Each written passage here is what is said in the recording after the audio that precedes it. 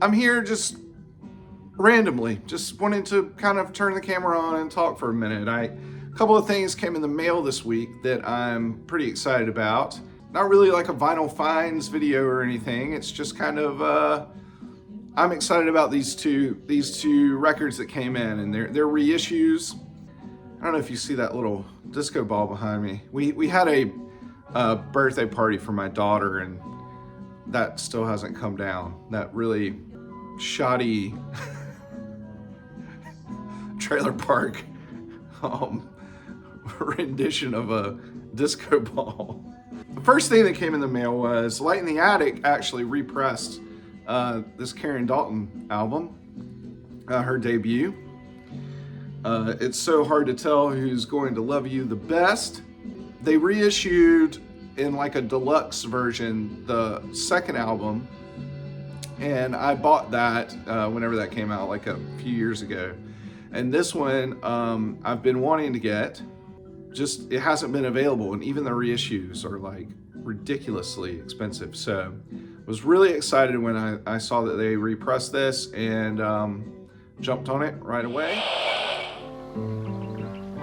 And just a little bit of rain,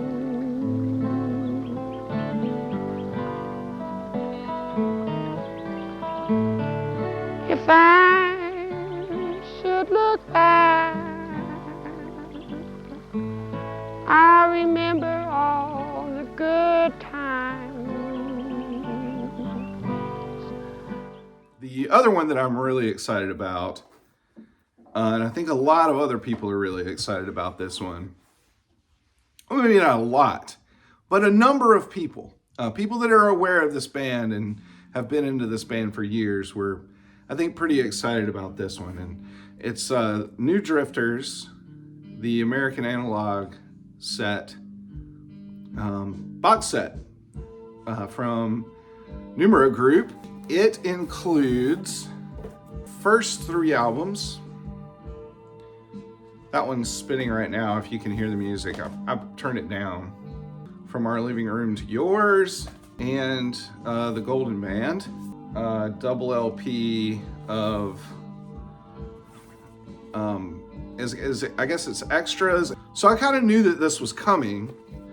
There were rumors about it.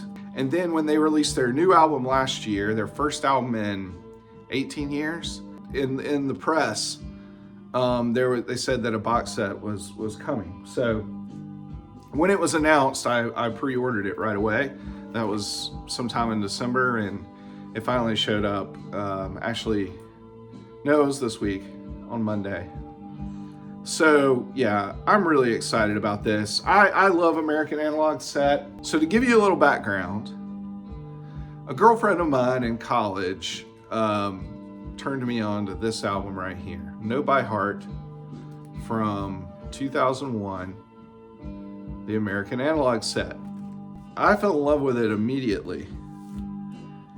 And there wasn't, honestly, at this time in my life, a lot of other bands that I was listening to that quite sounded like them. So I was kind of enamored with their sound, especially on this record, and we were obsessed with it. We listened to it a lot, the two of us. I eventually got around to getting this, Promise of Love, which is an EP.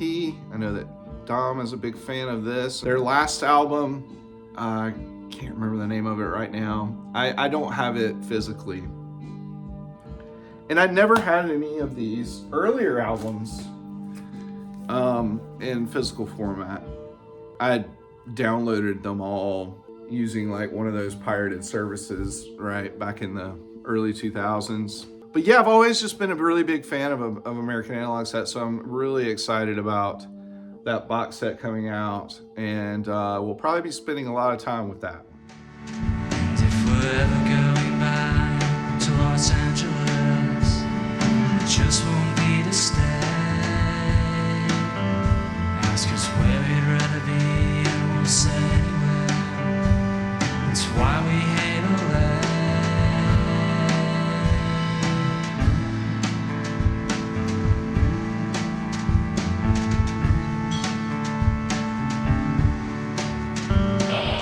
Not everyone who goes to the library goes into the library.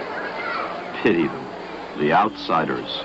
Only a step away from better things. Better jobs, better money, better lives. The insiders are making their lives better by learning, knowing, improving, doing. And you. What are you doing for yourself? Passing time or passing tests? Sunning or shining? Sleeping or dreaming? Reaching for a sandwich or a star? Come inside, whoever you are, whatever you do, whatever you want to be. Help yourself, help yourself. Don't be an outsider all your life. Be all you can be. Read.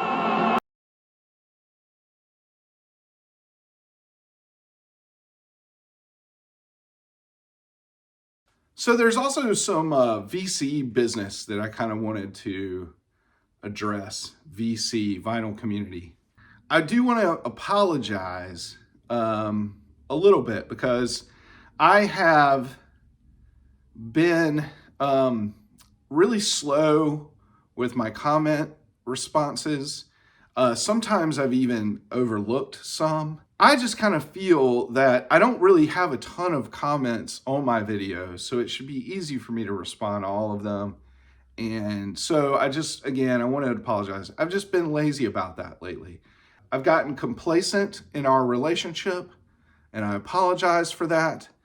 And I'm going to be more receptive to your feelings and your emotions.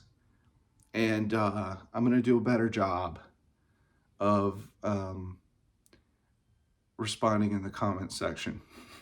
Second is this hot take video that was put out by what's the channel? My own audio devices or something like that. The guy is basically like an audiophile, or he's like an audio gear guy, and he decided to make a video talking about how stupid the vinyl community is. Basically, some of you rubbed him the wrong way.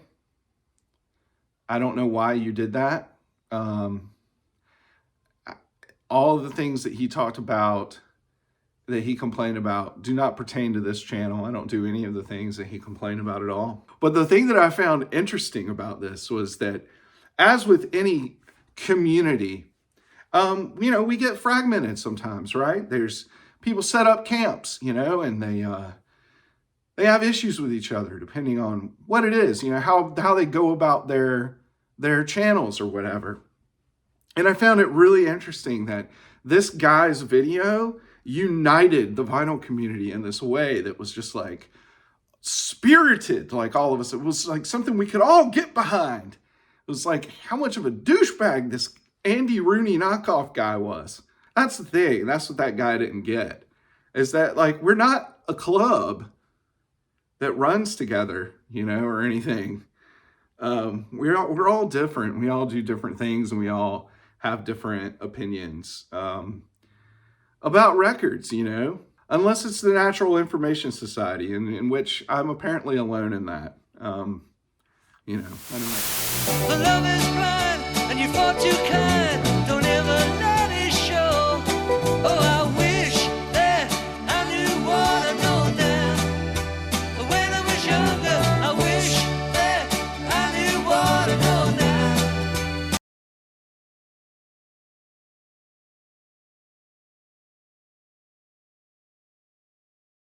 So I don't know why I was thinking about this, but I was just thinking about it the other day. It's funny how we consume music. And when I say consume, I don't even necessarily mean like monetarily. I don't mean in a financial sense. I just mean how we consume it, how we take it in, how we process music. And I thought about, I have a lot more records like this probably that I've come across in my lifetime. But I was thinking about 5 records in particular that I discovered at a certain point in my life, but then I just sat on those records for years, or I didn't explore beyond beyond those particular albums any further. So I talked about this record in my vinyl tag, the stunty version. This was not the album that got me into Catherine Wheel. It was the album Happy Days, which came out in 1995. But because of that album, buying that CD in 95 when I was, 16 years old, 16, 17 years old, I went backwards and got their first album, their debut album. But I didn't even really like this then. And I ended up sitting on this for years before returning to it later in life. Probably around the early 2000s, there was kind of a resurgence of shoegaze. I don't know why all of a sudden everybody's talking about Loveless again by My Bloody Valentine. It's showing up on soundtracks like Lost in Translation and things like that. So I kind of dove back in and other shoegaze albums of this era in the early 90s. I had it in my possession as a teenager, but yet I didn't choose to, I just didn't like it. And I also didn't choose to explore beyond it further. And it kind of makes me wonder, where would my musical taste had I been into these sounds earlier? Another example of this, My Life in the Bush of Ghosts, Brian Eno, David Byrne. The Rev actually just did a review of this album on his Instagram, where he does those short reviews and tells people what music they should be listening to. What a jerk. Just let people listen to what they want to listen to, Rev. But anyway, I bought this album around probably my senior year in high school, freshman year, college. I was already a big Talking Heads fan. Loved the album Remain in Light. And while I was reading about that album at some point, I read them name check, this one. And so I bought it on CD. Just didn't click with me at all. As far as song structure goes, there's no real hooks. There's no real pop elements on this record. Sonically, though, they're exploring a lot of the same things that they did on Remain in Light. And it would be at least probably in the late aughts, the late 2000s, that I would really dive into Brian Eno's work, solo work, even more. Probably knew him more as a producer. Maybe if I had dove into Brian Eno's music for films or something, maybe I might be, collecting rare records of people banging rocks, field recordings and whales playing experimental saxophone. I don't know. Here's another one. High school, 1994. Sugars, File Under Easy Listening.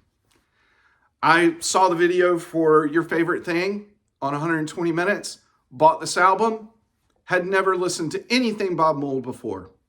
No Husker Du, no solo Bob Mould records, nothing. This was the only thing that I knew and the only reference that I had. And would remain my only exposure to him for, again, another decade or so. And I think in the early 2000s or so, I decided to dive into SST Records and a little bit further beyond what I already had, which was just some Screaming Trees albums and Dinosaur Jr. Now I love Sugar. Sugar's my favorite thing Bob Mould's ever done. Copper Blue is an all-time favorite record for me now. I think I have every Husker Du album except for the first one, actually. Yeah. And I have some Bob Mould solo stuff, It's just, delayed reaction, right? Journey in Satchidananda by Alice Coltrane, featuring Pharoah Sanders. Here, around 1998, I decided to really dive into jazz. More like wade in the shallow end of jazz, right? I went to school with a lot of people that were in my my art program that were really into jazz, and most of them were into it because of how it had been sampled in hip hop and things like that. And they were really into a lot of the kind of funk jazz fusion stuff, right? The Herbie Hancock's Headhunters and Donald Byrd. And so at some point along the way, I think it was a magazine. I know it wasn't like a Rolling Stone or anything like that. It actually might have been a jazz related magazine. And it literally was like a list of legendary jazz albums that everybody should have. And a lot of the first jazz albums that I ever bought came from that article or list or whatever. It was Kind of Blue, A Love Supreme, Monk's Dream, Mingus's and this was one of them. I just was not ready for this at all. Up until this point in my life, I'd not been listening to the music that helps kind of make all the connection points to be able to process this and immediately take it in, right? And then it's really just been within the last like 3 years that I've been trying to get more Alice Coltrane albums, and I've actually bought a lot of Alice Coltrane over the last 3-4 years. I mean, it's safe to say I have a pretty healthy obsession with her now, and it's a pretty common thing now. She's almost like the new Miles Davis. Everybody's into Alice. So it's interesting. Last example, Can, Eggebamiasi. I bought this on CD like in the, mid-2000s, something like that. And the reason why I bought this record was because of the song Spoon. Spoon, the band Spoon, was one of my favorite bands, named themselves after this song. I don't know if it was that intentional. You would never listen to Spoon and say, oh, that reminds me of Can. So I bought this record. And I liked this album when I first heard it. I really did. I loved kind of like how weird and avant-garde it was in places, I especially fell in love with the rhythm section. Some connections to some of the sounds that were happening in the early 2000s in indie rock, this kind of danceable kind of indie rock, like LCD Sound System and The Rapture and things like that. And there's a little bit of that in this. But at the same time, it just didn't connect with me on a level where it was like, okay, now I'm just going to chase all the rabbit holes. And I'm just going to go and I'm going to find all of these bands from Germany that were making insane music in the 70s or whatever. And I just didn't do that. Just didn't do it. Just sat on this for a while. I had some Kraftwerk stuff, and I had Noise first album on CD. I probably got it around 2010 or so. But it's only been within like the last 2 years. Last year especially, I went on a big run of Germany, man. Like I was just all in on a lot of krautrock and stuff like that. And I kind of built up out of nowhere this kind of nice starter set, of krautrock from this era. And now I've got a lot of stuff that I really have to kind of really familiarize myself with, I think the lesson to the story is that basically no matter how old you are, it's never too late to get into anything, right? As long as it brings you joy, as long as it brings you like a sense of purpose, and as long as you're not just buying a bunch of fucking records like just to say that you have them on your shelves, right? That's a big part of it too. But yeah, that's it, Hope everybody's doing okay out there. Thanks for hanging out. This kind of random video. And yeah. Take care. Digital Gramophone makes no sense.